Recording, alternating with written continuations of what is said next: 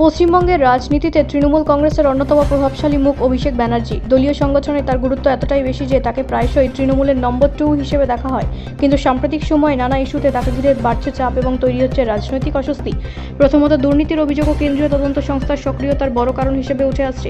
কয়লা পাচার, নিয়োগ দুর্নীতি সহ একাধিক মামলায় তার নাম ঘিরে রাজনৈতিক বিরোধীরা সরব। যদিও তিনি বারবার সব অভিযোগ অস্বীকার করেছেন এবং রাজনৈতিক প্রতিহিংসার অভিযোগ তুলেছেন, তবুও এই ইস্যুগুলি জনমানসে প্রভাব ফেলছে। দ্বিতীয়ত, দলীয় অভ্যন্তরে কিছুটা অসন্তোষের সুর শোনা যাচ্ছে। তৃণমূলের একাংশের নেতাদের মতে সংগঠনের সিদ্ধান্ত গ্রহণের ক্ষেত্রে অতিরিক্ত কেন্দ্রীয়করণ হয়েছে, ফলে স্থানীয় স্তরের নেতাদের মতামত অনেক সময় উপেক্ষিত হচ্ছে, এমন অভিযোগ উঠেছে। যদিও দলীয় শীর্ষ নেতৃত্ব এই ধরনের অভিযোগকে গুরুত্ব দিতে নারাজ।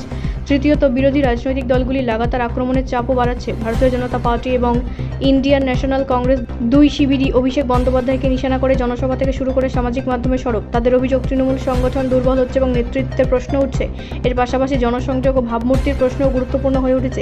একদিকে তিনি নিজেকে তরুণ ও আগ্রাসী নেতা হিসেবে তুলে ধরতে চাইছেন, অন্যদিকে বিতর্কিত ইস্যুগুলি সেই ভাবমূর্তিকে চ্যালেঞ্জ করছে।